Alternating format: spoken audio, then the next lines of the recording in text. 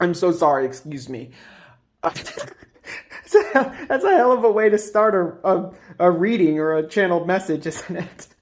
Please excuse me. Fall of Rain Tarot.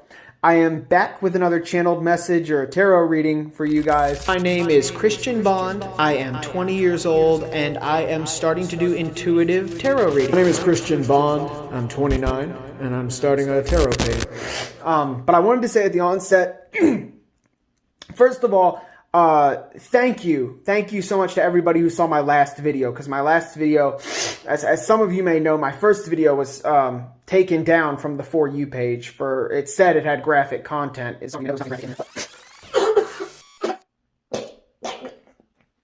But my second video was fine. It went off without a hitch. And thank you to anybody who liked and followed me as a result of that. That was such a great feeling, and it was such a surprise. And there was even an awesome moment when I opened my TikTok page and I saw it had 777 views on that video. And I was so thankful for that, because it was such a validating confirmation, such a synchronicity. And Carl Jung had a quote once when he said, you know, when we open ourselves up to synchronicity, it's just remarkable how many more of them we start to see.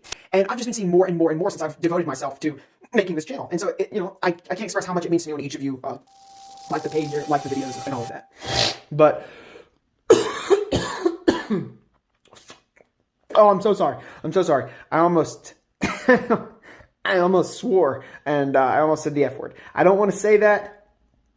Super important to me that I don't swear on this channel. I don't want to be taken off the FY page. Spirit gave me another message again today, and when I received this download, I raced home to try to get some confirmation from the tarot about this. Again, this is a timeless collective reading for all signs. Again, this is going to be a timeless collective reading for all signs. And as many of you may know, the second reading felt almost like a continuation from the first reading, and this one really is no different. And that's sort of stunning to me in a way, because it's like this one is not only a continuation, it's almost as if this one is the same reading as the first two. I mean, sure, there are different cards here, but it's as though I'm reading the same message. But maybe that's just the way that I've read the cards.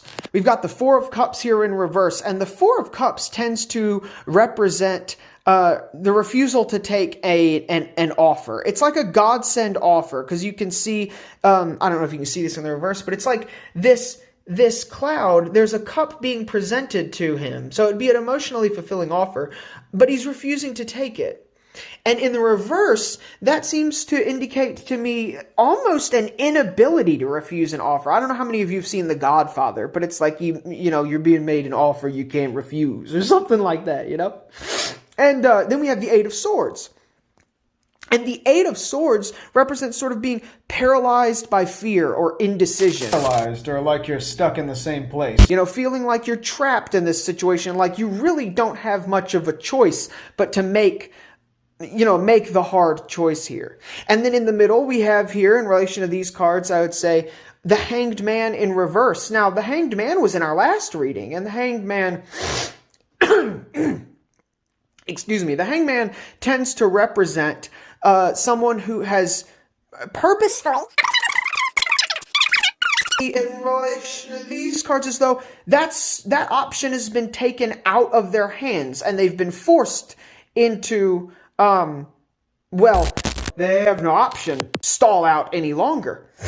And the Justice card in relation to all this is really telling me it's sort of like, give and take. It's like, I don't know how many of you have ever watched Full Metal Alchemist, but something equivalent must be given to what's taken, or something equivalent must be taken from what's given. But they call it the law of equivalent exchange.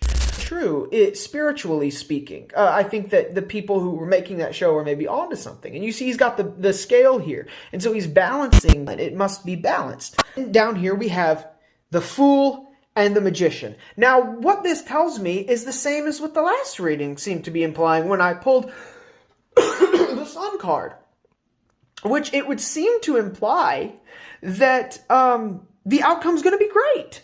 That actually, whatever the result is of this decision being taken out of your hands and sort of being made for you, if you will, the choice illusion being removed from you, it's going to actually result in you stepping out on a new journey and you learning new things that make you feel equipped for the world ahead and make you feel like you have the resources available to do what it is that you want to do.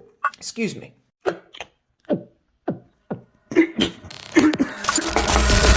I solemnly swear under no less penalty than to have my throat slit, my tongue torn out by its root, my body severed in half, burned, and its ashes scattered to the four winds.